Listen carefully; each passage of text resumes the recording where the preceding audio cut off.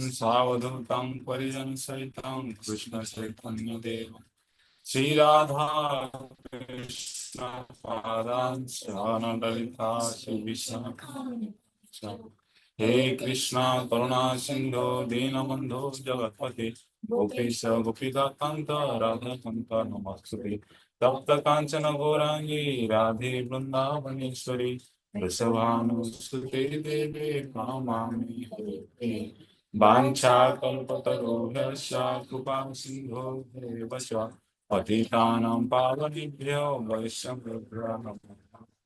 जय श्री कृष्ण चैतन्य प्रभु नित्यानंद श्री अद्वैता गदाधर शिवासादि गौरवृंद हरे कृष्णा कृष्णा कृष्णा हरे हरे हरे राम राम राम हरे हरे नमो विष्णुपादाय कृष्ण पृष्ठाय भूतले श्रीमते भक्ति वेदांत स्वामी नमस्ते सारस्वते देवे गौरवाणी प्रचारिणी निर्विशेष शून्यवादी पाश्चात्य देशतारिणी नारायणं नमस्कृतं नरं चैव नरोत्तमं देवीं सरस्वतीं व्यासं ततो जयते। Hare Krishna. Hare Krishna. Thank you. So continuing our study and discussion from the second chapter of the second canto entitled The Lord in the Heart. And here we have discussed how one should focus his attention, his mind on the super soul. Yesterday we covered the 15th verse, where Srila Sukadeva Goswami is saying that, O king, whenever the yogi desires to leave this planet of human beings, he should not be perplexed about the proper place or time, but should comfortably sit without being disturbed and regulating the life here, should control the senses by the mind. So here, just being said that how a practitioner should practice and what is the process of quitting the body. This is pratyahar.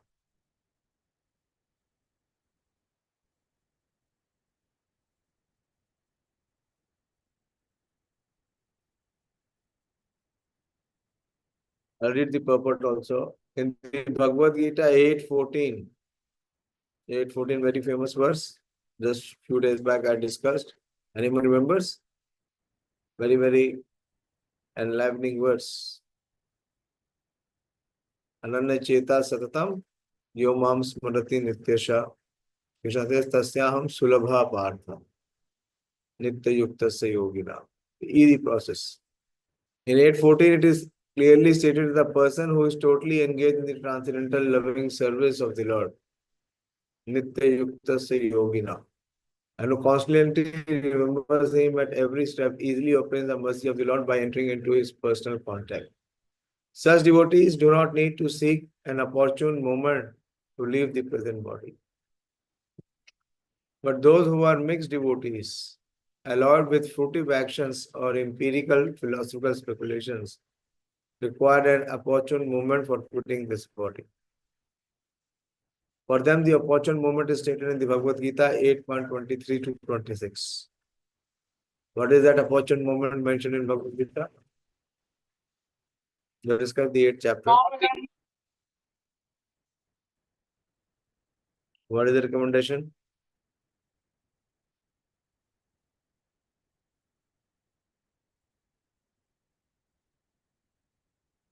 Who remembers?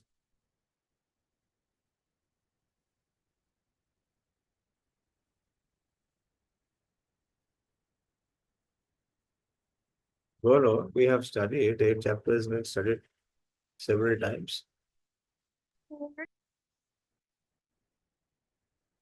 What are the two parts? Which part is the recommended part? or the period. Very simple, very basic.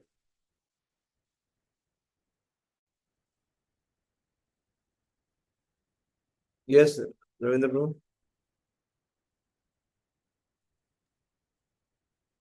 Hare Krishna Prabhuji, one should leave this body at the time of Uttarayan. Yes, simple. At the time of Uttarayan. And the sun is moving towards the north. Uttarayan.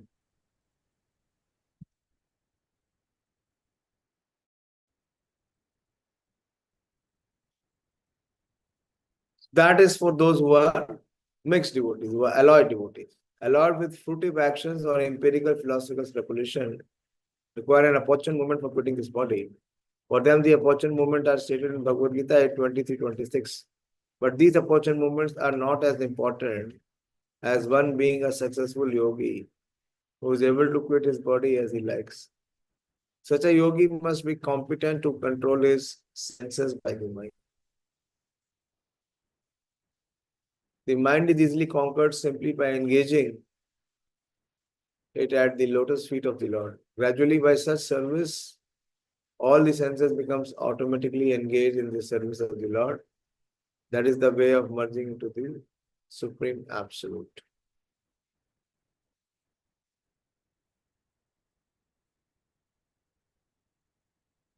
Manasva buddhaya malaya niyamya kshetragna etam ninayetam atmani atmanam atmani avarudhya dhiro labdho pashante viramet kritya. Thereafter, the yogi should merge his mind by his unalloyed intelligence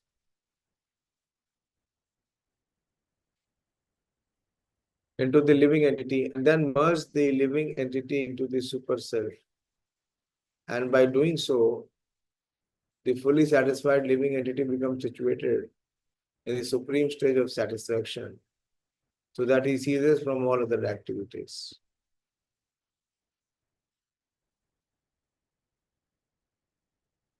This is a very advanced yogi who can do so, where he is able to merge his mind into his unalloyed intelligence and then the intelligence into the living entity, that is the soul, and then merge the living entity, that is the Atma, into the super self, that is the super soul. Then he is freed from all cessation of material life. Prabhupada says the functions of the mind are thinking, willing, feeling, and willing. When the mind is materialistic or absorbed in material contact, it acts for material advancement of knowledge, destructively ending in discovery and nuclear weapons. But when the mind acts under the spiritual urge, it acts wonderfully for going back home, back to Godhead, for life in complete bliss and eternity. Therefore, the mind has to be manipulated by good and unalloyed intelligence. Perfect intelligence to render service unto the Lord.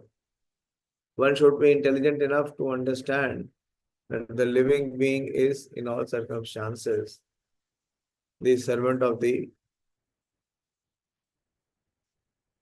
circumstances. One should be intelligent enough to understand that the living being is, in all circumstances, a servant. Every living being is serving the dictates of desire, anger, lust, illusion, insanity, and enviousness, all materially affected. But even while executing such dictations of different temperaments, he is perpetually unhappy. When one actually feels this and turns his intelligence to inquiring about it from the right sources, he gets information of the transcendental loving service of the Lord. Instead of serving materially for the above mentioned different humors of the body, the living entity's intelligence then becomes freed from the unhappy illusion of materialistic temperament. And thus, by unalloyed intelligence, the mind is brought into the service of the Lord. The Prabhupada's excellence. How to be able to perfect this. The Prabhupada is giving a practical example how to merge the mind into intelligence by engaging the intelligence and loving service of the Lord. This is what Prabhupada is explaining. The mind has to be manipulated by good and unalloyed intelligence. And perfect intelligence is to render service unto the Lord. When one actually feels this and turns his intelligence into inquiring about it from the right source, he gets information of the transcendental loving service of the Lord. Instead of serving materially for the above mentioned different humors of the body, the living entity's intelligence then becomes freed from the unhappy illusion of materialistic temperament. And thus, by unalloyed intelligence, the mind is brought into the service of the Lord.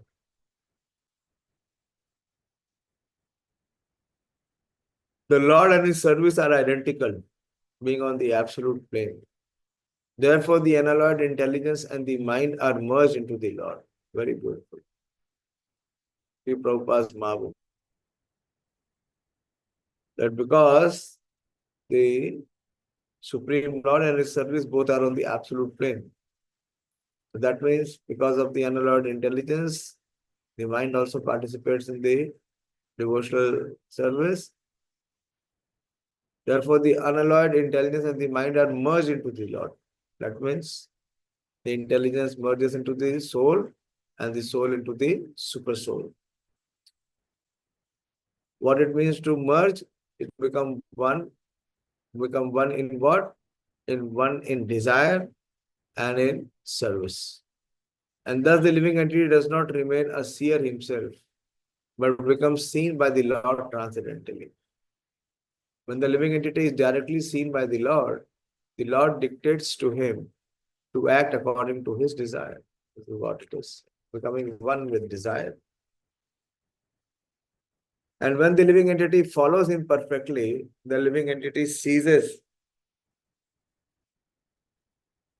to discharge any other duty for his illusory satisfaction.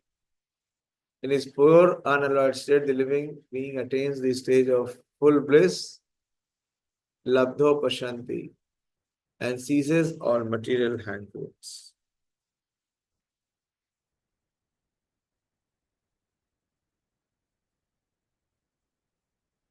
So then there is no influence, external influence of the modes, influence of demigods, influence of false ego, material nature, nothing. He has perfected. How? By use of his intelligence, he engages the mind in devotional service. Very important. This is what is recommended here.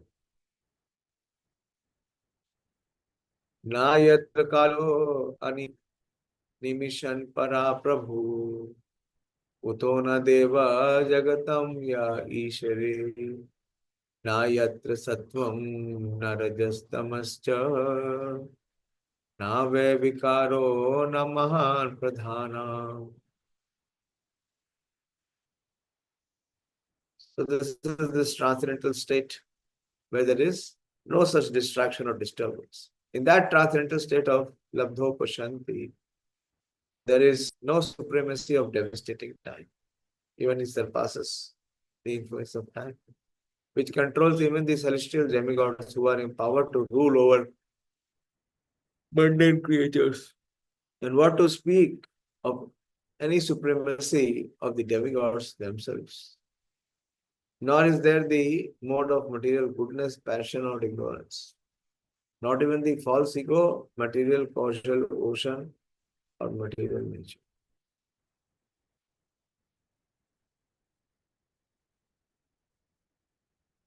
This is the high stage,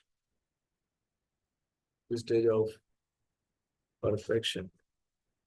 Devastating time which controls even the celestial demigods by its manifestation of past, present, and future, does not act on the transcendental plane. What is the principle of time? Or Prabhupada here? That the time does not act on the transcendental plane. Look at here.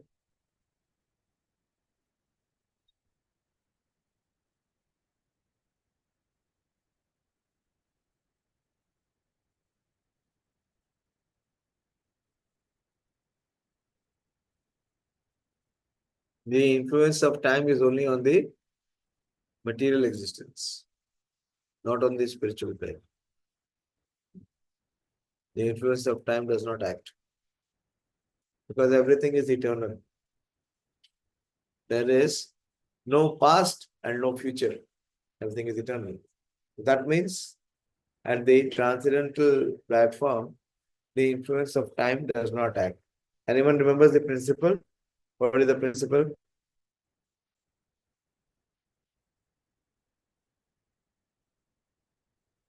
क्या सिद्धांत है?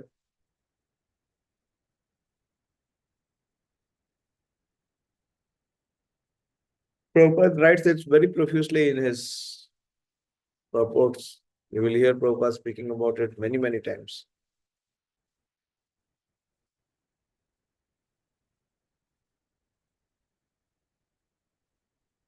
बोलिए, सुना होगा आपने जरूर.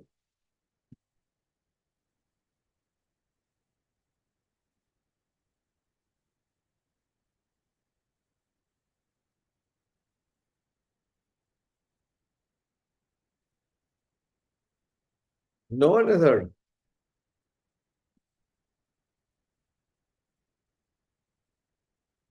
Time is conspicuous. Have you not heard, Dayāśīl?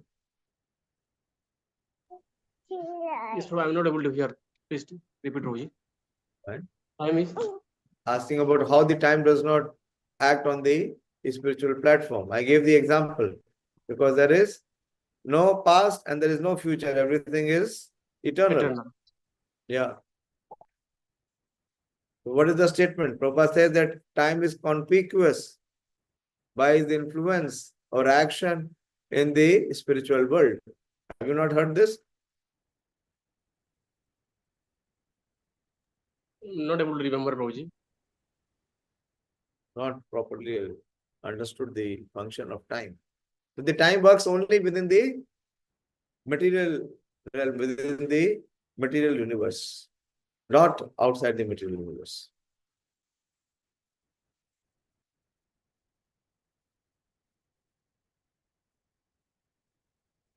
See, Prabhupada says here, make this clear. The influence of time is exhibited by the symptom of birth, death, old age, and disease.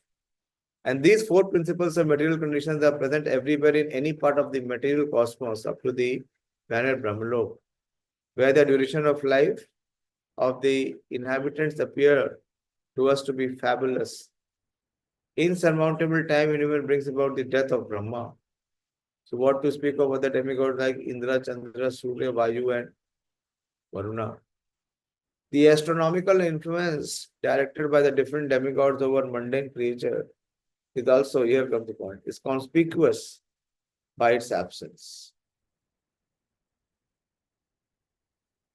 In material existence, the living entities are afraid of satanic influences. But for the devotee on the transcendental plane, there is no such fear at all. The living entities change their material bodies in different shapes and forms under the influence of different modes of material nature. But in the transcendental state, the devotee is gunatita, or above the material modes of goodness, passion, and ignorance. Thus, the false ego of I am the Lord of all I survey does not arise there. In the material world, the false ego of the living being trying to lord it over the material nature is something like the moths falling into the blazing fire. The moth is captivated by the glaring beauty of the fire, and when he comes to enjoy it, the blazing fire consumes him. In the transcendental state, the living being is pure in his consciousness, and as such, he has no false ego to lord it over the material resource, nature. Rather, his pure consciousness directs him to surrender into the Supreme Lord as stated in Bhagavad Gita 7:19. Vasudevam Sarvamiti Sam Atma Subhurvata. All this indicates that in the transcendental state, there is neither material creation nor the causal ocean for material nature. The above mentioned state of affair is factual on the transcendental plane, but is actually revealed in a transcendentalist knowledge of the advanced state in pure consciousness. Such transcendentalists are of two types, namely the impersonalists and the devotees. For the impersonalists, the ultimate goal or destination is the Brahma Jyoti of the spiritual sky. But for the devotees, the ultimate goal is the Vaikuntha planet. The devotees experience the above mentioned state of affairs by attainment of spiritual forms for activity in gentle loving service of the Lord. But the impersonalist, because of his neglecting the association of the Lord, does not develop a spiritual body for spiritual activity, but remains a spiritual spark only, merged in the effulgent spiritual rays of the Supreme Personality of Godhead. The Lord is the full-fledged form of eternity, bliss, and knowledge. But the formless Brahma Jyoti is simply eternity and knowledge. What is missing? Bliss. You cannot experience any bliss. The Vaikuntha planets are also forms of eternity, bliss, and knowledge. And therefore, the devotees of the Lord who are admitted into the abode of the Lord should also get bodies of eternity, bliss, and knowledge. As such, there is no difference between one and another. The Lord's abode, name, form, and courage, etc., are of the same transcendental quality.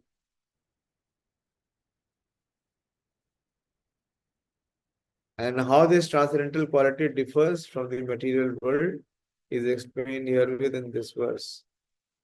In the Bhagavad Gita, three principal subjects have been explained by Lord Shri Krishna, namely Karma Yoga, Jnana, and Bhakti Yoga. But one can reach the Vaikuntha planets by the practice of Bhakti Yoga only. The other two are incompetent in helping one reach the Vaikuntha lokas. Although they can, however, be conveniently take one to the effulgent Brahma Jyoti as described above.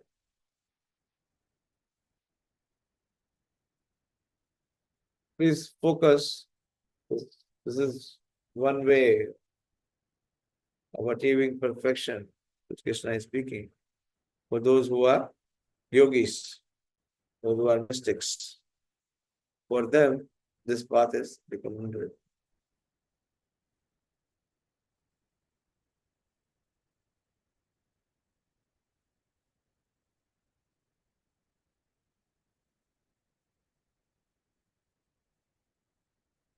Going to the next verse, 18th verse.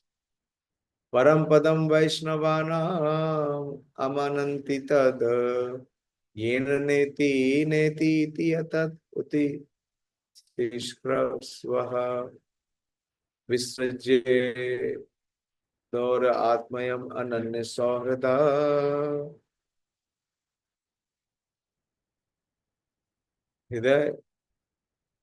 Hidayapagaya araha padam pade pade. The transcendentalists desire to avoid everything godless, for they know that the supreme situation in which everything is related with the Supreme Lord Krishna. Therefore, a pure devotee is in absolute harmony with the Lord, does not create perplexities, but worships the lotus feet of the Lord at every moment, taking them into his heart.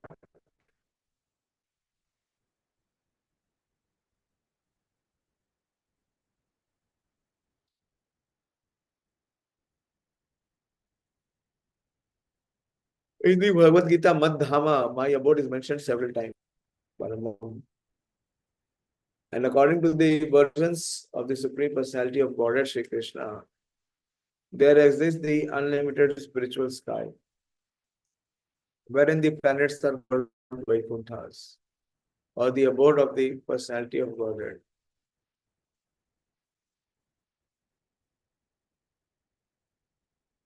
In that sky, which is far, far beyond the material sky, and its sevenfold coverings, there is no need of the sun or the moon. There is no necessity of electricity for illumination. Very famous verse. What is the verse? Bhagavad Gita, which is far beyond the material sky, and it is self-illuminating. There is no need for sun or moon, no need of electricity. Almost all hands are up. My Purushottam, you don't know this verse?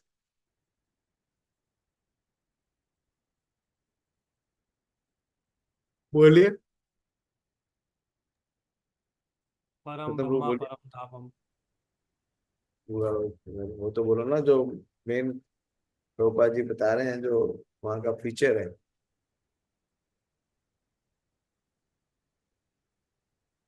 Yes Sonika हाँ बोलिए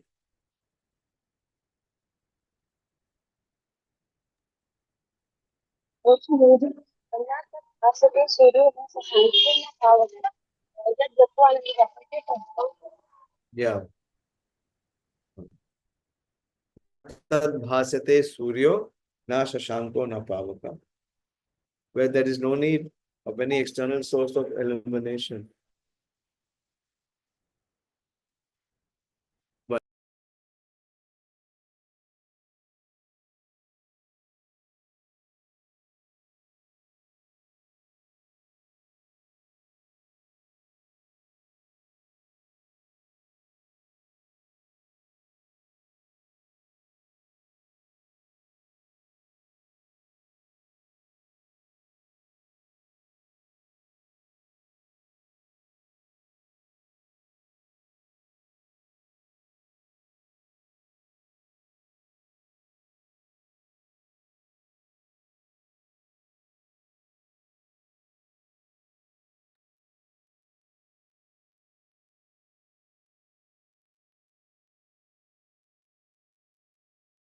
pure devotees of the Lord are absolutely in harmony with the personality of Godhead, or in other words, they always think of the Lord as their only dependable friend and well-wisher. They do not care for any mundane creature up to the status of Brahma. This is the quality of a pure devotee, or his conviction. They do not care for any mundane creature, even up to the status of Brahma, the Lord of the universe. Only they can definitely have a clear vision of the Vaikuntha planets. Such pure devotees, being perfectly directed by the Supreme Lord, do not create any artificial perplexity in the matter of transcendental understanding by wasting time in discussing what is Brahman and what is non-Brahman or Maya. Nor do they falsely think of themselves as one with the Lord, or argue that there is no existence of the Lord separately, or that there is no God at all. All the living entities, all the living beings are themselves God, or that when God incarnates himself, he assumes a material body. So these are all impersonalist conceptions. Nor do they concern themselves with many obscure speculative theories.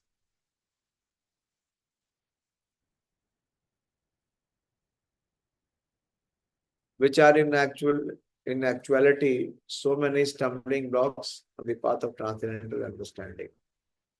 Apart from the class of impersonalists or non-devotees, there are also classes who possess themselves as devotees of the Lord, but at heart maintain the idea of salvation by becoming one with the impersonal Brahman.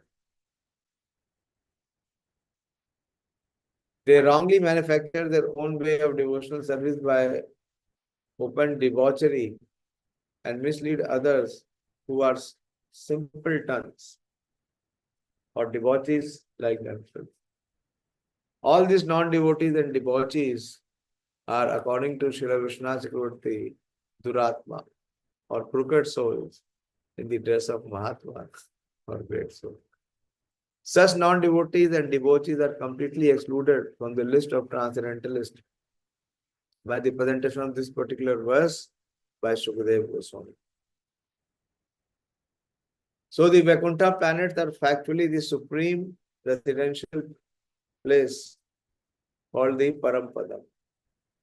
The impersonal Brahm Jyoti is also called the Parampadam due to its being the ray of Vaikuntha planets, as the sun rays are the rays of the sun. In the Bhagavad Gita 14.27, it is clearly said that the impersonal Brahma Jyoti rests on the person of the Lord. And because everything rests on the Brahma Jyoti directly and indirectly, everything is generated from the Lord, everything rests on Him, and after annihilation, everything is merged with Him only. What is the verse? Very famous verse. 14.27. Verse is also, number is mentioned.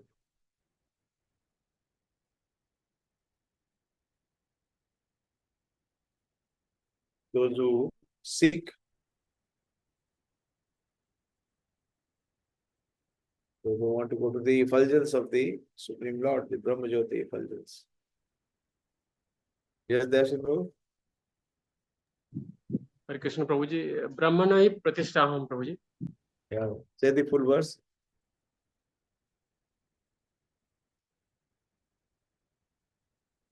This is 1/4 Brahmano hi Pratishtaham.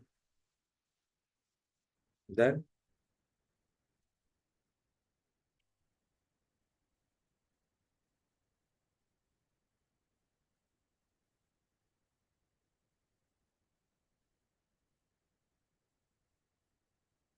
Prabhupada said one statement.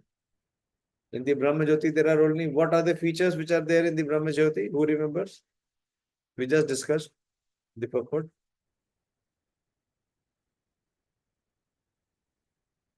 Yes, Ramya? Hare Krishna Prabhuji, knowledge and eternity. Yes, knowledge and eternity. What is missing? Bliss is missing Prabhuji. Yeah, Anandam is not there. What is the full verse? Krishna is explaining the principle. Boli Dayāśīl Prabhu.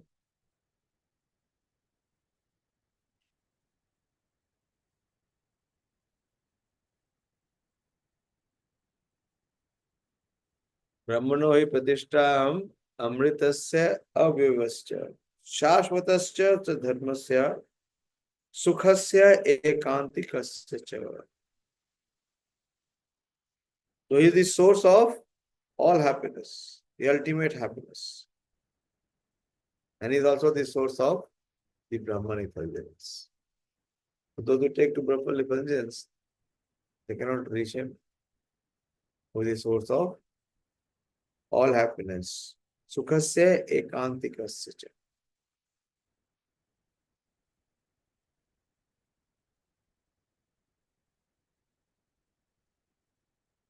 It is clearly stated that the impersonal Brahm Jyoti rests on the person of the Lord.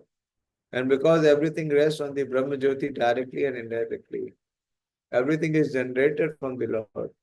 Everything rests on Him. And after annihilation, everything is merged into Him only. Therefore, nothing is independent of him.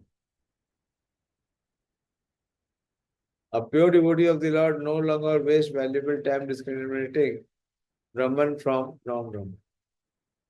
Because he knows perfectly well that the Lord Param Brahma, by his Brahman energy, is interwoven into everything. And thus everything is looked upon by a devotee as the property of the Lord. The devotee tries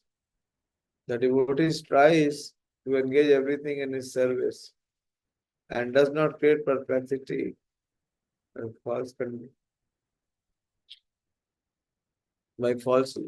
does not create perplexity by falsely lording it over the creation of the Lord. He is so faithful that he engages himself as well as everything else in the transcendental loving service of the Lord. In everything, the devotee sees the Lord and he sees everything in the Lord. The specific disturbance created by a Duratma crooked soul is due to his maintaining that the transcendental form of the Lord is something material.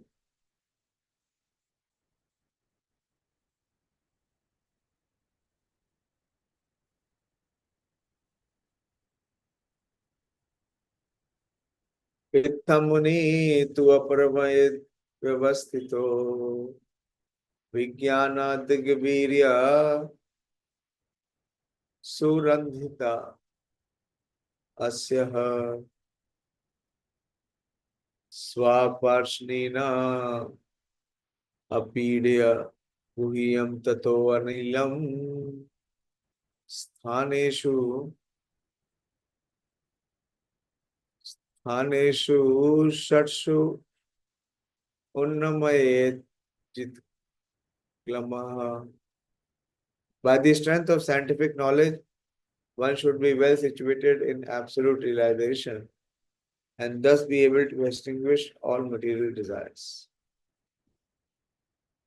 One should then give up the material body by blocking the air hole through which the stool is evacuated with the heel of one's foot and by lifting the live air from one place to another with the 6 primary places. Exactly the same is being recommended, what is recommended in the Bhagavad Gita. We discussed just few days back.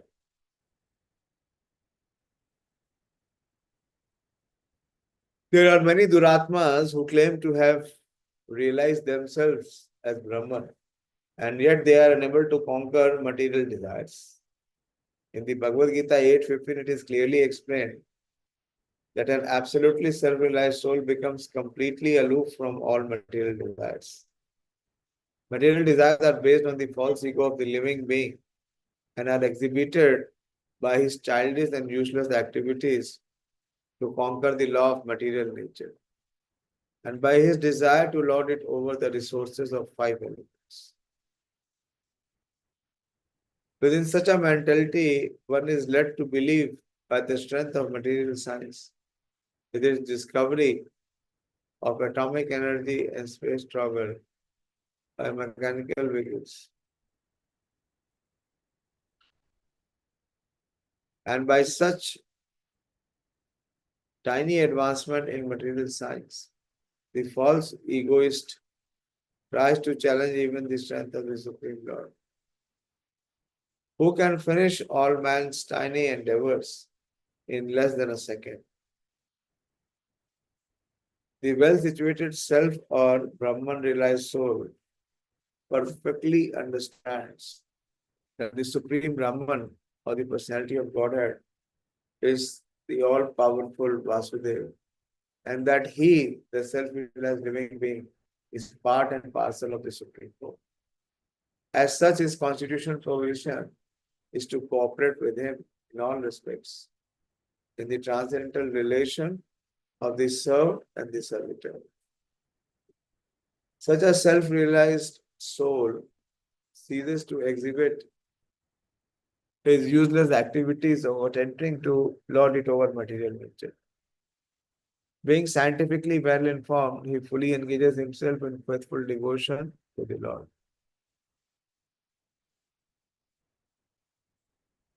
The expert yogi who has thoroughly practiced the control of life air by the prescribed method of this yoga system is advised to kit the body as follows. Please remember, this is not for those who are taking the path of pure devotional service. This is for those who are having the alloy of jnana and yoga. He should plug up by the evacuating hole with the heel of his foot, and then progressively move the life air onto the 6 places: the navel, abdomen, heart, chest, palate, eyebrows, and cerebral pit. Controlling the life air by the prescribed yogic process is mechanical, and the practice is more or less a physical endeavor for spiritual perfection. In olden days, such practice were very common. For the transcendentalist, for the mode of life and character in those days were favorable. But in modern days, when the influence of the Kali Yuga is so disturbing, practically everyone is untrained in this art of bodily exercises. Concentration of the mind is more easily attained in these days by the chanting of the holy name of the Lord. The results are more effective than those derived from the inner exercise of the life air. So I'll stop here. So this is the process is being defined, and how to attain the process, what is the practice, that is also defined. This is called the mystic process of salvation. We discussed it in the Bhagavad Gita. It is there in the 6th chapter also and in the 8th chapter also.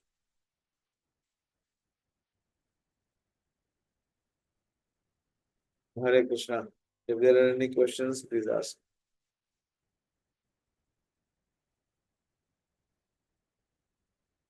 Little philosophical today, little technical, what we just read and discussed. It's technical. Of course, it is not meant for those who are pursuing the path of bhakti.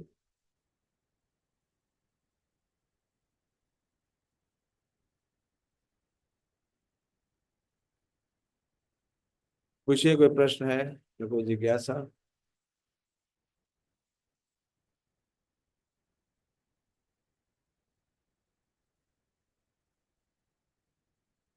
Hare Krishna.